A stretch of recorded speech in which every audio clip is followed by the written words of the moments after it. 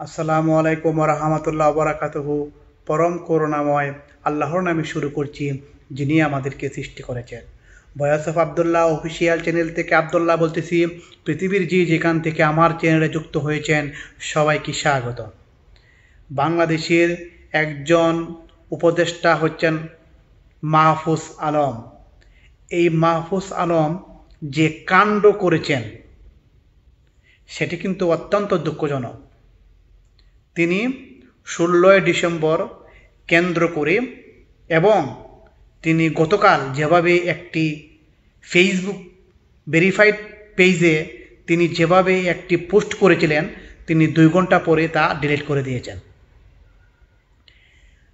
আপনি হচ্ছেন বাংলাদেশের অন্তর্বর্তীকালীন অবৈধ সরকারের একজন উপদেষ্টা। আপনি অবৈধ সরকারের উপদেষ্টা হিসেবে আপনি তো 2 ঘন্টা পরে পোস্ট ডিলিট করে দিবেন, এটাই তো স্বাভাবিক, কারণ আপনি অবৈধ সরকারের আন্ডারে আছেন।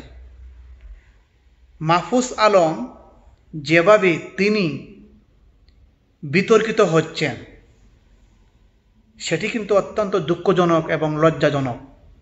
কেমন এই উপদেষ্টা মাহফুজ আলম যেভাবে শপথ গ্রহণ করেছেন, এই শপথ গ্রহণে যে একটি নিরপেক্ষ মেধার যে বিকাশ, মেধার যে একটি সুসংগঠিত দেশ তৈরি করতে হবে, তিনি কিন্তু এই 4 মাসে তিনি কিন্তু ব্যর্থতা হয়েছেন।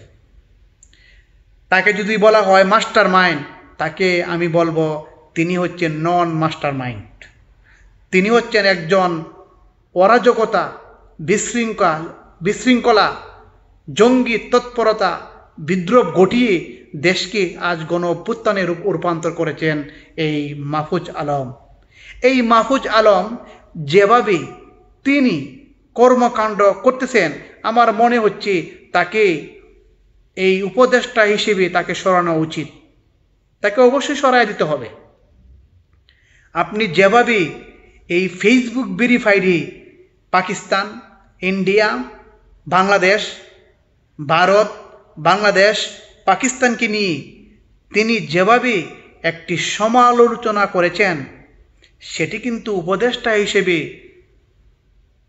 ভালো প্রকাশ পায় না। এই পোস্টটা একজন করতে পারে বাংলাদেশে একজন নাগরিক হিসেবে, একজন ছাত্র করতে পারে, আমজনতা করতে পারে, কারণ তাদের ভিতরে এই মন মানসিকতা আসতে পারে। আপনি শপথ নেওয়ার পরে বাংলাদেশি যেভাবে আপনি একটি সংস্কার তৈরি করবেন, সেটি সংস্কার তৈরি না করে আপনি বাংলাদেশি কীভাবে গৃহযুদ্ধের পাইতারা করতেছেন সেটি স্পষ্ট ফুটে উঠেছে আপনার পোস্ট ডিলিট করার পর।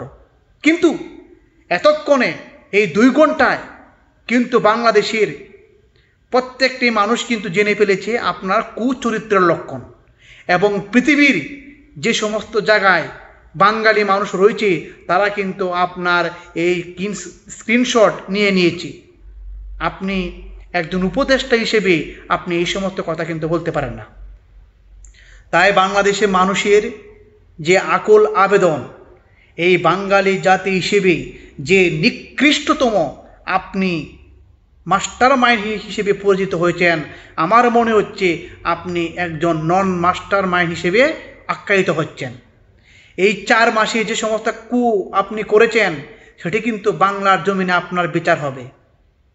আপনি বাংলাদেশকে পাকিস্তান বানাবেন, ইন্ডিয়া থেকে আপনি সরিয়ে দিবেন কেন রে ভাই? কি কারণে? আপনার এত বড় হিম্মত কোথায় থেকে আসে?